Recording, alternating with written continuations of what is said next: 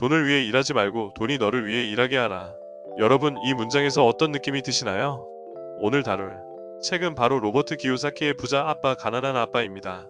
우리가 흔히 알고 있는 돈에 대한 개념을 완전히 뒤집어버리는 책이죠. 이 책은 단순히 부자가 되는 법을 알려주는 게 아니라 돈의 흐름을 이해하고 재정적 자유를 얻는 방법에 대해 이야기합니다.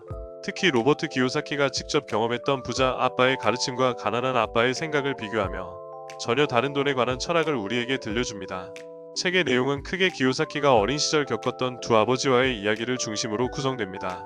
한쪽에는 안정적인 직업을 가지고 있지만 전통적인 교육과 일만을 강조하던 가난한 아빠가 있고, 다른 한쪽에는 학력은 높지 않았지만 돈의 원리를 이해하고 사업과 투자를 통해 자산을 불려나갔던 부자 아빠가 있죠.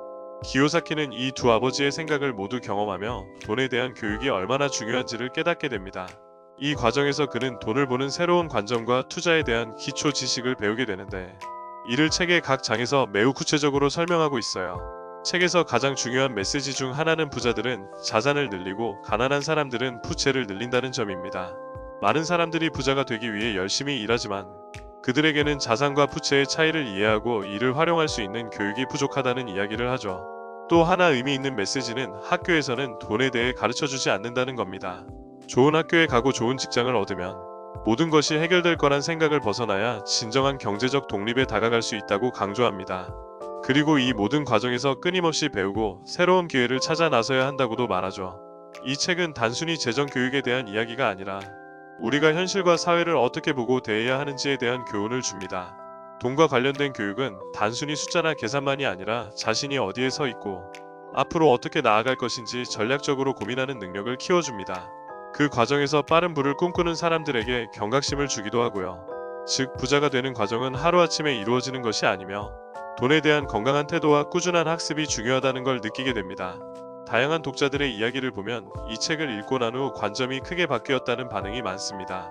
특히 기존의 단순히 월급이나 안정된 직장에서 얻는 수입만으로 삶을 꾸려나간다는 사고방식을 벗어날 수 있었다는 얘기를 자주 들을 수 있어요. 또 경제적으로 독립하기 위해 투자와 자산, 관리에 대해 더 깊이 배우고 싶다는 의욕이 생겼다는 사람들도 많더라고요. 물론 이건 너무 기요사키의 개인적 경험에만 기반한다거나 모든 사람이 그를 따라갈 수는 없다는 의견들도 있지만, 어쨌든 이 책이 많은 사람들에게 돈에 대한 사고방식을 새롭게 열어준 건 분명해 보입니다. 그렇다면 여러분은 이 책을 읽고 어떤 점을 느낄 것 같으신가요? 돈의 본질에 대해 다시 생각해보는 계기가 될지도 모르겠네요.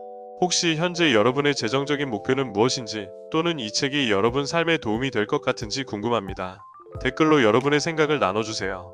함께 더 나은 재정적 자유를 향해 고민해보는 시간 가져봐요. 오늘 이야기가 조금이나마 영감을 드렸다면 좋아요와 구독도 꼭 부탁드립니다. 감사합니다.